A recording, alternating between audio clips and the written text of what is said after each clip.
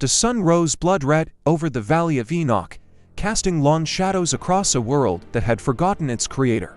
Noah stood at the edge of his field, his weathered hands gripping a wooden staff, watching smoke rise from the distant cities. He was 600 years old, though in those ancient days, men lived for centuries, and Noah's face still held the strength of middle age. The earth had grown corrupt. Everywhere Noah looked, he saw violence, greed, and wickedness. The descendants of Cain had built great cities with towering walls, but within those walls, human hearts had turned to stone. The Nephilim, giants born of forbidden unions, walked the land, and their presence had twisted the natural order of things. Warfare was constant, blood soaked the ground.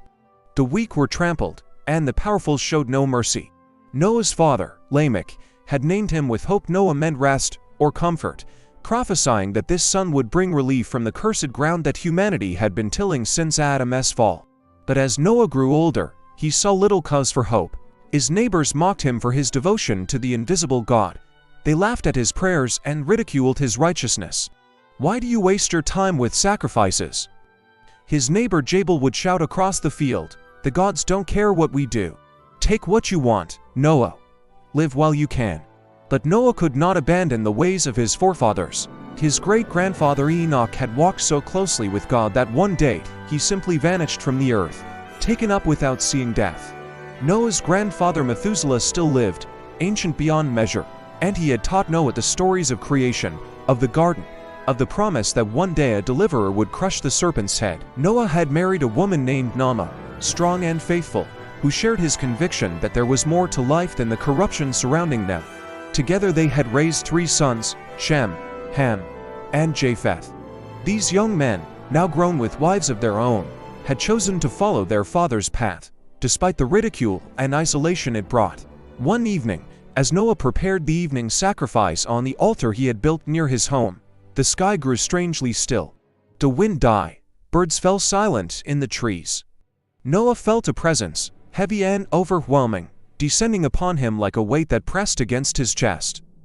Then he heard the voice. It was not a voice like human speech, yet it filled his mind with perfect clarity. It was the voice of the Almighty, the Creator of heaven and earth, speaking directly to his servant. Noah. He fell to his knees, trembling. "I am here, Lord. I have seen the wickedness of humanity, and it grieves my heart that I made them. The earth is filled with violence, and every inclination of the human heart is only evil continually. I will wipe humanity from the face of the earth, humans and animals and creatures that move along the ground, and birds of the air, for I am grieved that I made them." Noah pressed his face to the ground, terror and sorrow washing over him. Everything, everyone, the judgment would be complete. But God continued, "You, however, have found favor in my eyes. You are a righteous man, blameless among the people of your time. You walk with me. Therefore, I will establish my covenant with you. You and your household will be saved." Noah lifted his head slightly, hardly daring to hope. "How, Lord? You will build an ark." God's instructions were precise and detailed. The ark was to be a massive vessel, 300 cubits long, 50 cubits wide, and 30 cubits high, roughly 450 feet long, 75 feet wide, and 45 feet tall. It would be constructed from cypress wood, divided into rooms, and coated inside and out with pitch to make it waterproof. The ark would have 3 decks, a roof, and a door in the side. It would be a floating fortress, designed not for navigation but for survival. "Bring into the ark 2 of all living creatures, male and female, to keep them alive with you," God commanded.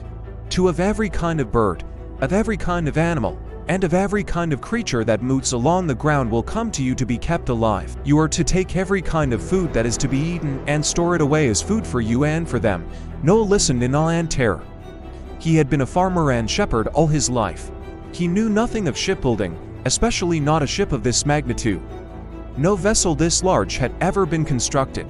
Moreover, rain itself was rare. The earth was watered by mist and streams, and the concept of a flood large enough to destroy the world seemed impossible. But Noah did not argue. He did not ask God to reconsider or to choose someone more qualified. When God finished speaking, Noah simply said, "I will do everything you have commanded." The next morning, Noah gathered his family, Naamah, Shem, Ham, Japheth, and their wives sat around the fire as Noah described the vision. He expected doubt, perhaps even resistance. Instead, he saw fear mixed with determination in their eyes. "How long do we have?" Shem asked, the eldest and most practical of the sons. "God said he will send rain in 120 years. Noah replied, "We must build the ark and gather provisions. We must also continue to warn the people. Perhaps some will repent."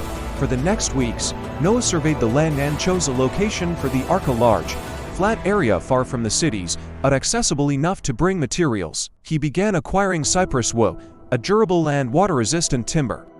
His sons helped him fell trees, transport logs, and begin the enormous task of construction. News of Noah's project spread quickly through the region. At first, people were merely curious. They came to watch this strange family building an enormous wooden structure in the middle of dry land. "What are you building, old man?"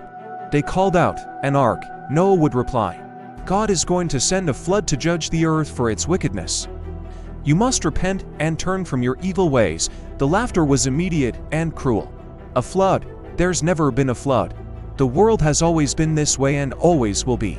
Your God is imaginary. Noah, you've lost your mind." But Noah persisted. Every day, he and his family worked. They cut and shaped massive beams, constructed the frame, and began building the hull. The ark slowly took shape, an impossible structure rising from the earth like a mountain of wood. Decades passed, the ark grew larger, and Noah grew older, but he never stopped building and never stopped preaching. He became known throughout the region as the preacher of righteousness, a man who warned of coming judgment while his hands were busy with construction. As the years went by, the world grew darker, the violence intensified. Cities warred against each other constantly, the strong devoured the weak, sexual immorality was rampant and celebrated. The concept of marriage and family had been perverted. Children were neglected, or worse, sacrificed to false gods that promised prosperity. Methuselah, Noah's grandfather, watched from his great age, sorrow etched into every line of his face. He had seen the world before this corruption, remembered when humanity still honored God, and the transformation broke his heart. He spent his final years helping Noah when he could, blessing his great-grandsons, and praying that somehow the seed of righteousness would survive the coming catastrophe. Noah's sons married women who shared their faith, a miracle in itself, given how few righteous people remained. Shem married a quiet, thoughtful woman who excelled at organization. Ham's wife was creative and skilled with her hands, able to weave and sew and prepare.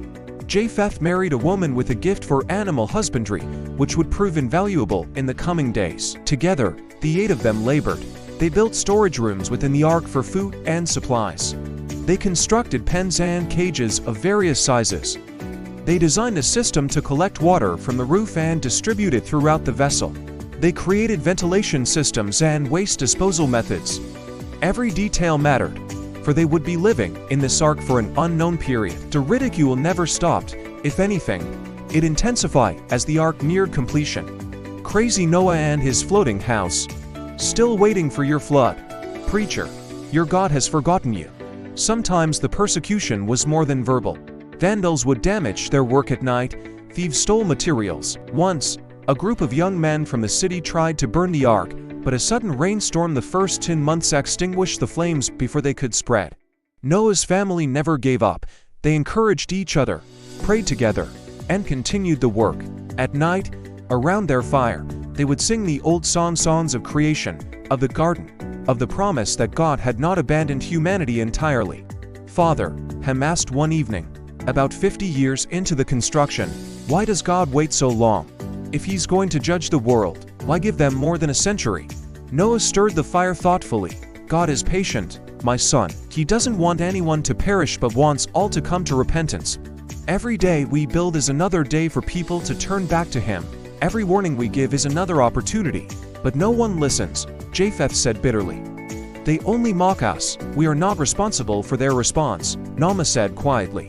"We are only responsible for our faithfulness." When Noah was nearly 600 years old, and the ark was finally complete, something changed in the atmosphere. Animals began to behave strangely. Birds migrated at the wrong times. Creatures that normally avoided human contact started appearing near Noah's property. Then came the message from God. 7 days from now I will send rain on the earth for 40 days, and 40 nights, and I will wipe from the face of the earth every living creature I have made. 7 days. After 120 years, it came down to 7 days. God gave Noah new instructions. Take with you 7 pairs of every kind of clean animal, a male and its mate, and 1 pair of every kind of unclean animal, a male and its mate, and also 7 pairs of every kind of bird, male and female, to keep their various kinds alive throughout the earth. Noah and his family moved with urgent purpose. They had stockpiled mountains of food, grains, dried fruits, hay for the animals, seeds for planting after the flood. Now they began loading everything into the ark. And then the animals came. It started with birds, pairs of every species, from tiny sparrows to great eagles, flying to the ark and hopping inside, as if drawn by an invisible force. Noah and his sons built perches and coops, watching in wonder as the creatures peacefully found their places. Next came the small animals, mice and rabbits, foxes and badgers, reptiles and amphibians. They moved in orderly fashion, 2 by 2, entering the ark without fear or hesitation. The larger animals followed: deer and cattle, horses and donkeys, bears and lions. Predator and prey walked side by side, their natural instincts temporarily suspended by divine command. The great beasts came, 2 creatures that would later be called Behemoth and Leviathan, massive animals that would not survive the changed world after the flood. People from the surrounding area gathered to watch this impossible procession. Some were frightened, some were amazed, a few, very few, asked Noah if it was too late to join him. Noah's heart broke as he had to tell them the truth. God has given his command. Only my family will enter. But you can still call out to him, repent, even now. But even faced with undeniable evidence of divine intervention, most refused. They convinced themselves there were rational explanations for what they saw. Animals migrate, they said. This is just a coincidence. Their hearts were too hard, their pride too great to admit they had been wrong. On the 7th day, everything was loaded. The ark was filled with live animals, great and small, stores of food, 8 human beings who had remained faithful despite a century of mockery. Methuselah, Noah's grandfather, had died just 7 days before the flood began. At 969 years old, he was the oldest person who would ever live, and God in his mercy had taken him home before the destruction came. Noah grieved but understood. His grandfather's very name had meant his death shall bring, a prophecy now fulfilled. As evening fell on the 7th day, God spoke to Noah one final time. Go into the ark, you and your whole family, because I have found you righteous in this generation. Noah looked at his wife, his sons, his daughters-in-law. They gathered their personal belongings, few enough, but precious. Noah clutched a bundle of seeds, heirloom varieties passed down from the garden itself. Shem carried scrolls recording the history of their people. Ham brought tools for metalworking. Japheth carried musical instruments. They climbed the ramp into the ark, taking one last look at the world they had known. The sun was setting, painting the sky in brilliant colors. In the distance, lights from the cities flickered to life. Laughter and music drifted on the wine, people celebrating, feasting, completely unaware that their world was about to end. Then something extraordinary happened. The door of the ark, massive and heavy, designed to withstand the coming deluge, began to close on its own. God himself sealed them inside. Inside the ark, darkness fell as the door shut completely. Noah's family lit lamps, the flickering light casting shadows across walls lined with cages and pans. The animals were restless, but not panicking. It was as if they too understood something momentous was about to happen. They waited through the night. Noah lay awake, listening to the creaking of wood, the rustling of animals, the quiet breathing of his family. He wondered what the morning would bring. He found out at dawn. It started with a sound unlike anything Noah had ever heard, a deep, rumbling roar that seemed to come from the very foundations of the earth. The ark shuddered. Animals cried out in alarm. What is it? Ham shouted over the growing noise. Noah gripped a beam as the floor tilted. The fountains of the great deep are breaking up. Beneath the surface of the earth, massive reservoirs of water that had been held in place since creation suddenly burst forth. Geysers of water exploded from the ground, shooting hundreds of feet into the air. The earth itself cracked and split. Springs became rivers, rivers became torrents, and the landscape that had existed for 16 centuries was torn apart in moments. Then the rain began. It wasn't the gentle rain that occasionally fell to water the earth. This was a deluge, as if the windows of heaven themselves had opened and all the waters above were pouring down. The sound on the roof of the ark was deafening, a constant, hammering roar that made conversation nearly impossible. Water rose rapidly. Within hours, the ground around the ark was submerged. The vessel groaned and shifted, then suddenly lifted, floating free for the first time. It rocked violently, and Noah's family scrambled to secure loose items and calm the animals. Outside, chaos reigned. People who had laughed at Noah now ran for their lives. They climbed to high ground, to the tops of buildings, to mountains. But the water kept rising, relentless and unstoppable. Some reached the ark, pounding on its sides, screaming to be let in. Noah pressed his hands against the interior wall, tears streaming down his face, but the door God had sealed could not be opened. He could hear their cries, their pleas for mercy, their curses when mercy didn't come. "I warned you," he whispered into the storm. "For 120 years, I warned you." The water rose higher. The rain fell harder. 40 days and 40 nights, that's what God had said. But already, after just the first day, the world Noah had known was disappearing beneath the waves. Life aboard the ark fell into a rhythm born of necessity. The 8 humans divided the labor, feeding the animals, collecting and distributing water, managing waste, checking the structure for leaks or damage. It was exhausting, endless work. The rain continued without pause. Day and night, the deluge hammered the roof. The ark pitched and rolled on the growing ocean, sometimes gently, sometimes violently enough to throw them off their feet. They lost track of time quickly. One day blurred into the next in the dim light of their oil lamps. The animals, miraculously, remained mostly calm. It was as if God had placed his hand upon them, keeping them from the panic that would have been natural. The lions did not hunt. The wolves did not howl with hunger. Predator and prey coexisted in ways that defied nature, but the sounds from outside were haunting. In the rare moments when the rain lessened slightly, they could hear other things: trees cracking and falling, the roar of water crashing over land, and sometimes, in those first terrible days, the distant screams of those who had not made it to safety. Shem's wife could not bear it. She covered her ears and wept. How can God be good if he allows this? Noah, older and wearier than he had ever felt, put his arm around her. God gave them 120 years. Every day we built the ark was a warning. Every word I spoke was an opportunity. They chose violence and wickedness. They chose to reject their Creator. God's judgment, 'tis righteous, even when it breaks our hearts. But children ... double quotes, she whispered. There are children out there. Children who would have grown up in a world of pure evil, Nama said quietly. Children who would have become as wicked as their parents, who would have known nothing but violence and corruption. God is ending the cycle. It is terrible, but it is also merciful. On the 15th day, Japheth noticed something during his watch. They were much higher than they should be. Looking through one of the windows, he saw mountains in the distance, and they were below the water line. "Father, the water is covering the mountains." Noah came to look. It was true. The water had risen so high that even the tallest peaks were submerged. 15 cubits above the highest mountains, God had said. And that's exactly what was happening. Every place where humans and animals had fled was now underwater. The judgment was complete. After 40 days, the rain stopped. The sudden silence was shocking. For more than a month, they had heard nothing but the constant drumming of rain. Now there was only the creaking of the ark, the sounds of the animals, and the lapping of water against the hull. They gathered on the middle deck, exhausted and emotionally drained. Noah raised his hands and led them in a prayer of thanksgiving for their salvation, for God's faithfulness, for the promise that they would see land again. But how long would they wait? The waters covered everything.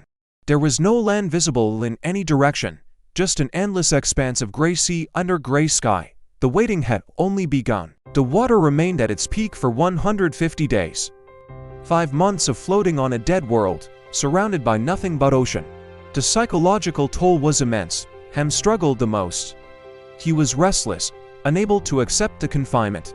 He paced the decks, muttering to himself, sometimes snapping at his brothers over trivial matters. His wife tried to comfort him, but he would pull away, staring out the window at the endless water. "How do we know God hasn't forgotten us?" he asked one evening. "How do we know this water will ever go down? Maybe this is it, we float forever, until we die, and that's the end of everything." Noah understood the fear because he felt it too. But he had to be strong, had to maintain faith. God established a covenant with us. He will not forget. We must be patient. Patience was hard. Days became weeks, weeks became months. They marked time by the moon, watching through the window as it waxed and waned. The animals needed constant care, the family rotated duties, but exhaustion was ever present. They told stories to pass the time, stories of creation, of Adam and Eve, of the garden, of Seth and Enoch. They reminded themselves of God's faithfulness to their forefathers. They sang songs and prayed together. Then, after 5 months, they felt it, a subtle scraping, a gentle bump. The ark had touched something solid. We've hit ground, Shem shouted. They were on the mountains of Ararat, though they wouldn't know the name for certain until they could see. The ark had come to rest, and slowly, very slowly, the water began to recede. The land was still not visible. The water went down gradually, inch by inch, day by day. 2 more months passed before the tops of other mountains became visible on the horizon. Noah made a decision. We will send out birds to test the conditions. First, we'll send the raven. He selected a strong raven, one of the clean birds they had brought in greater numbers. Opening the window, he released it. The raven flew out, circling the ark, but finding no place to land, it kept flying back and forth, eventually disappearing from sight. 7 days later, Noah tried again, this time with a dove. The dove was gone for hours, but returned in the evening. Too tired to continue flying, there was still no place for it to rest. Another week passed. Noah sent the dove out again. This time, when it returned, it carried something in its beak, a freshly plucked olive leaf. Land. Nama cried, there are trees, life is returning. Tears of joy streamed down faces weathered by a year of hardship. The olive leaf was more than vegetation, it was a sign of hope, of renewal, of God's promise being fulfilled. Noah waited another 7 days and sent the dove out once more. This time, it did not return. It had found a permanent place to land. On the first day of the first month of Noah's 601st year, exactly 1 year after the flood began, Noah removed the covering of the ark and looked out. The ground was dry enough to see, though still muddy and waterlogged. But God did not yet give permission to leave. They waited another month, 57 more days of patience while the earth fully dry. Finally, God spoke to Noah again, the first time since the door had sealed. Come out of the ark, you and your wife and your sons and their wives.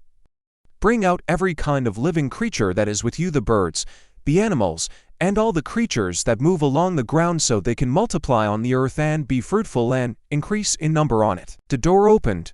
Fresh air, clean and pure, rushed in. Sunlight streamed through, blinding after so long in the dim interior. The family stood at the entrance, overwhelmed by the sight before them. The world had changed. The landscape was unfamiliar, reshaped by the catastrophic forces of the flood. But it was beautiful, raw and new, washed clean, full of possibility. One by one, the animals emerged. They moved slowly at first, testing the ramp, the solid ground. Then with increasing confidence, they spread out, birds taking to the sky, animals moving across the muddy earth, each pair heading in different directions to populate the renewed world. Noah and his family were the last to leave. They walked down the ramp on shaky legs, unused to solid ground. They fell to their knees and kissed the earth, weeping with relief and gratitude. The first thing Noah did was build an altar. Gathering stones, he constructed a place of sacrifice, and from the clean animals and birds, he took some and offered them as burnt offerings to the Lord. As the smoke rose to heaven, God smelled the pleasing aroma and made a decision. He spoke, though this time Noah heard it not just in his mind, but in his heart, in the very air around him.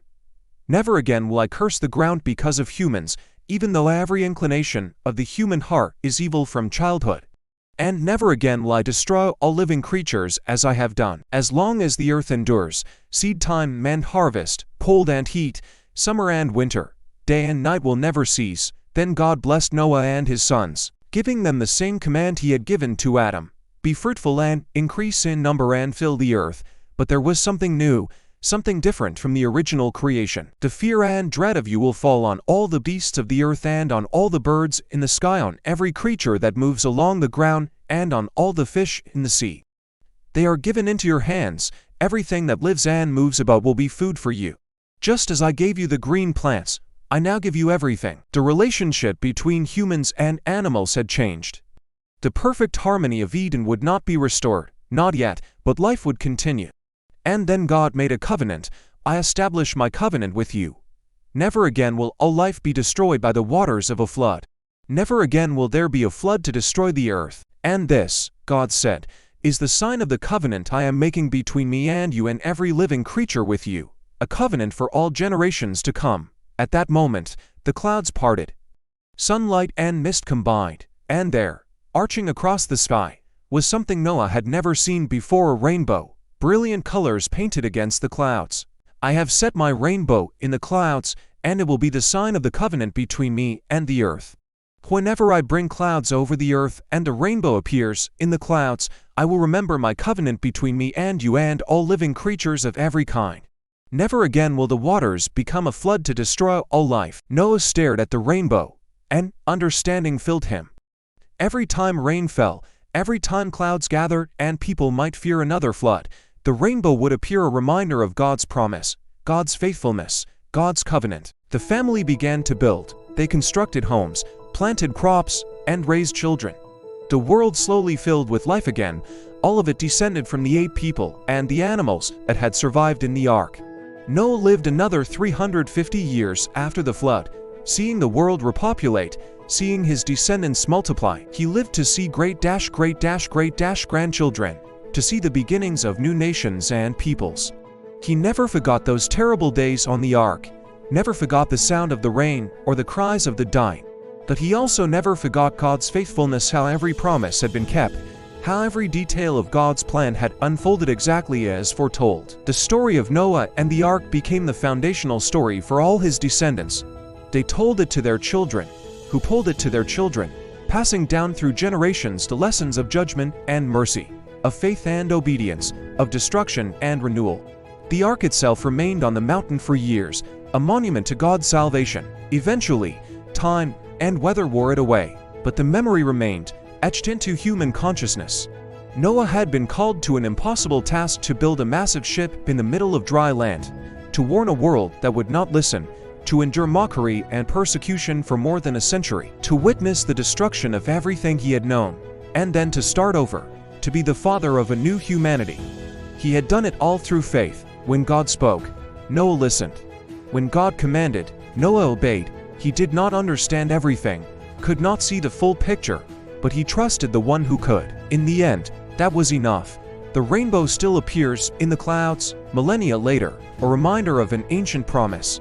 The story of Noah still echoes through time, teaching us about the consequences of evil, the patience of God, the importance of faithfulness, and the hope of new beginnings. Noah was not perfect. After the flood, he would make mistakes, would fail in ways that would affect his family for generations. But in his greatest test, when the world hung in the balance, he stood firm. He was the last righteous man in a world gone wrong, and through him, humanity received a second chance. And that is the story of Noah and the ark, a story of judgment and mercy, of death and rebirth, of the end of one world and the beginning of another. It is a story of one man's faith in the face of impossible circumstances, and of a God who keeps his promises, even when the whole world is against him. The rainbow arches across the sky, beautiful and eternal, and we remember.